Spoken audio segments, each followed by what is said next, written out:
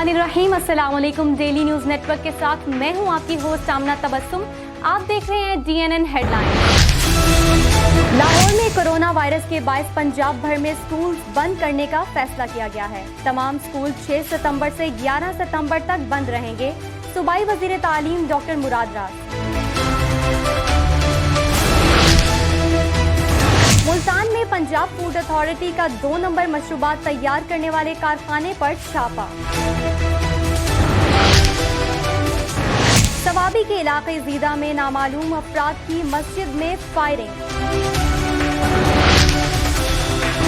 मंडी Bahauddin rescue emergency mobile motorcycle service का आगाज हो गया। कराची के मुख्तलिफ इलाकों में वक्फे से कहीं हल्की तो कहीं तेज बारिश।